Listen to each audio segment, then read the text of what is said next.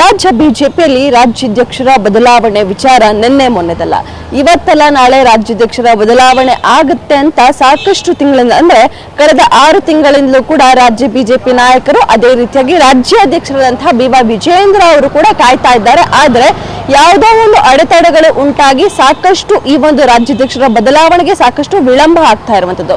ಈಗ ಇರುವಂತಹ ವಿಳಂಬ ಅಂತ ನಾವು ನೋಡೋದಾದ್ರೆ ಬಿಹಾರ್ ಚುನಾವಣೆ. ಹೌದು, ಈಗಾಗಲೇ ಈ ಒಂದು ಬಿಹಾರ್ ಚುನಾವಣೆಗೆ ಕೂಡ ದಿನಾಂಕ ನಿಗದಿಯಾಗಿರುವಂತದ್ದು. ಈ ಒಂದು ಬಿಹಾರ್ ಚುನಾವಣೆ ಆದ ನಂತರ ರಾಜ್ಯಾಧ್ಯಕ್ಷರ ನೇಮಕ ಆಗುತ್ತೆ. ನೂತನ ರಾಜ್ಯಾಧ್ಯಕ್ಷರ ನೇಮಕ ಆಗ್ತಾರೋ ಅಥವಾ ವಿಜಯೇಂದ್ರ ಅವರೇ ಮುಂದುವರಿತಾರೋ ಅನ್ನುವಂಥದ್ದು ಸ್ವತಃ ವಿಜಯೇಂದ್ರ ಅವ್ರಿಗೂ ಕೂಡ ಇರುವಂತಹ ಗೊಂದಲ. ಸೊ ಹೀಗಾಗಿ ಈ ಒಂದು ರಾಜ್ಯಾಧ್ಯಕ್ಷರ ವಿಚಾರದಲ್ಲಿ ಸಾಕಷ್ಟು ವಿಚಾರಗಳು ಮುನ್ನೆಲೆಗೆ ಬರ್ತಾ ಇತ್ತು. ಅಂದ್ರೆ ರಾಷ್ಟ್ರೀಯ ಅಧ್ಯಕ್ಷರ ನಂತರ ಅಂದ್ರೆ ರಾಷ್ಟ್ರೀಯ ಅಧ್ಯಕ್ಷರ ನೇಮಕದ ನಂತರ ರಾಜ್ಯಾಧ್ಯಕ್ಷರ ನೇಮಕ ಅನ್ನುವಂಥದ್ದು ಕೂಡ ಸಾಕಷ್ಟು ಚರ್ಚೆ ಆಗ್ತಾ ಇತ್ತು. ಇದರ ಜೊತೆಗೆ ವಿಜಯೇಂದ್ರ ಅವರೇ ಮುಂದುವರಿತಾರ ಅಥವಾ ನೂತನ ರಾಜ್ಯಾಧ್ಯಕ್ಷರಾಗಿ ಬೇರೆ ಯಾರನ್ನಾದ್ರೂ ನೇಮಿಸ್ತಾರ ಅನ್ನುವಂಥದ್ದು ಸಹ ಎಲ್ಲಾ ನಾಯಕರಿಗೂ ಕೂಡ ಇರುವಂತಹ ಗೊಂದಲ. ಇದರ ಜೊತೆಗೆ ಇದೀಗ ಬಿ.ವೈ. ವಿಜಯೇಂದ್ರ ಅವರಂದ್ರೆ ಕೆಲ ಮೂಲಗಳು ಉನ್ನತ ಮೂಲಗಳು ಹೇಳ್ತಾ ಇರುವಂತದ್ದು ವಿಜಯೇಂದ್ರ ಅವರು ರಾಜ್ಯಾಧ್ಯಕ್ಷರಾಗಿ ಮುಂದುವರಿಯುತ್ತಾರೆ.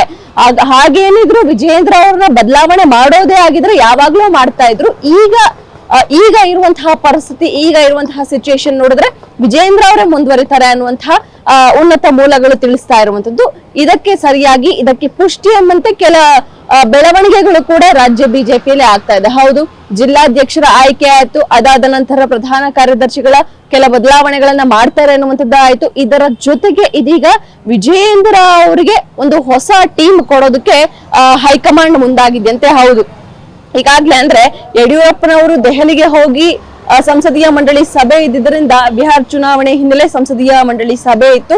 ಈ ಒಂದು ಸಂದರ್ಭದಲ್ಲಿ ಮೋದಿ ಅವರನ್ನ ನೇರವಾಗಿ ಭೇಟಿಯಾಗಿದ್ರು ಯಡಿಯೂರಪ್ಪನವರು. ಈ ಒಂದು ಸಂದರ್ಭದಲ್ಲಿ ಈ ಒಂದು ರಾಜ್ಯಾಧ್ಯಕ್ಷರ ಬದಲಾವಣೆ ವಿಚಾರ ಚರ್ಚೆ ಆಗಿದೆ ಅನ್ನುವಂಥದ್ದು. ಅಂದ್ರೆ ಯಾವ ರೀತಿಯಾಗಿ ಅಂತಂದ್ರೆ ಕಾಂಗ್ರೆಸ್ ಸರ್ಕಾರದ ವಿಫಲಗಳನ್ನ ಹೇಳೋದ್ರ ಮೂಲಕ ಮಗನ ಪರವಾಗಿ ಲಾಬಿ ಮಾಡಿದ್ದಾರೆ ಯಡಿಯೂರಪ್ಪನವರು ಅನ್ನುವಂತಹ ವಿಚಾರಗಳು ಕೆಲ ಮೂಲಗಳಿಂದ ತಿಳಿದು ಬಂದಿತ್ತು. ಸೊ ಹೀಗಾಗಿ ಯಡಿಯೂರಪ್ಪನವರ ದೆಹಲಿ ಪ್ರವಾಸದ ನಂತರವೇ ಇದೀಗ ಹೈಕಮಾಂಡ್ ಒಂದು ಟಾಸ್ಕ್ ಅನ್ನ ಕೊಟ್ಟಿದ್ದಾರಂತೆ ವಿಜಯೇಂದ್ರ ಅವ್ರಿಗೆ. ಹೌದು, ಬೇರೆ ಏನೂ ಅಲ್ಲ, ಮಂಡಲ ಅಧ್ಯಕ್ಷರನ್ನ ಅದೇ ರೀತಿಯಾಗಿ ಜಿಲ್ಲಾ ಪದಾಧಿಕಾರಿಗಳನ್ನ ನೇಮಕ ಮಾಡೋದಕ್ಕೆ ವಿಜಯೇಂದ್ರ ಅವರ ನೇತೃತ್ವದಲ್ಲಿ ಮಂಡಲ ಅಧ್ಯಕ್ಷರನ್ನ ಅದೇ ರೀತಿಯಾಗಿ ಜಿಲ್ಲಾ ಪದಾಧಿಕಾರಿಗಳ ನೇಮಕ ಮಾಡೋದಕ್ಕೆ ಇದೀಗ ಹೈಕಮಾಂಡ್ ಸೂಚನೆ ಕೊಟ್ಟಿದ್ಯಂತೆ.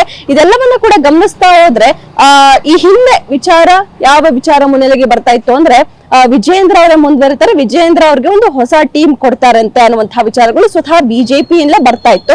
ಸೊ ಹೀಗಾಗಿ ಇದಕ್ಕೆಲ್ಲ ಪುಷ್ಟಿ ಎಂಬಂತೆ ಈಗ ನಾವು ಇದನ್ನೆಲ್ಲ ಕೂಡ ಈ ಬೆಳವಣಿಗೆಗಳೆಲ್ಲ ಗಮನಿಸ್ತಾ ಹೋದ್ರೆ ಮಂಡಲ ಅಧ್ಯಕ್ಷರಾಗಿರ್ಬೋದು, ಜಿಲ್ಲಾಧ್ಯಕ್ಷರುಗಳಾಗಿರ್ಬೋದು, ಪ್ರಧಾನ ಕಾರ್ಯದರ್ಶಿಗಳಾಗಿರ್ಬೋದು, ಅದೇ ರೀತಿಯಾಗಿ ಜಿಲ್ಲಾ ಪದಾಧಿಕಾರಿಗಳಾಗಿರ್ಬೋದು, ಇದೆಲ್ಲವನ್ನ ಕೂಡ ನೇಮಕ ಮಾಡ್ತಾ ಇದ್ದಾರೆ ಅಂತ ಅಂದ್ರೆ ವಿಜಯೇಂದ್ರ ಅವರನ್ನ ಮುಂದುವರಿಸೋದು ಬಹುತೇಕ ಖಚಿತ, ವಿಜಯೇಂದ್ರ ಅವರೇ ಮುಂದುವರಿಯೋದು ಬಹುತೇಕ ಖಚಿತ ಅನ್ನುವಂಥದ್ದು ಸದ್ಯ ರಾಜ್ಯ ಬಿಜೆಪಿಯಿಂದ ಬರ್ತಾ ಇರುವಂತಹ ಸೂಚನೆ, ರಾಜ್ಯ ಬಿಜೆಪಿಯಿಂದ ಬರ್ತಾ ಇರುವಂತಹ ಸೂಚನೆ ಅಂತಾನೆ ಹೇಳ್ಬೋದು. ಸೊ ಹೀಗಾಗಿ ಯಾರ್ಯಾರು ವಿಜಯೇಂದ್ರ ಅವರ ಬದಲಾವಣೆಗೆ ಕಾಯ್ತಾ ಇದ್ದಾರೆ ಅಂದ್ರೆ ವಿರೋಧಿ ಬಣಗಳು ಸಾಕಷ್ಟು ಇವೆ. ತಟಸ್ಥ ಬಣ ಆಗಿರ್ಬೋದು, ರೆಬಲ್ ಬಣ ಆಗಿರ್ಬೋದು, ಇವರು ಕೂಡ ಸಾಕಷ್ಟು ಈಗಲೂ ಕೂಡ ಕೊನೆ ಹಂತದ ಪ್ರಯತ್ನ ಎಂಬಂತೆ ಅವರು ಕೂಡ ಪ್ರಯತ್ನವನ್ನ ನಡೆಸ್ತಾ ಇದ್ದಾರೆ.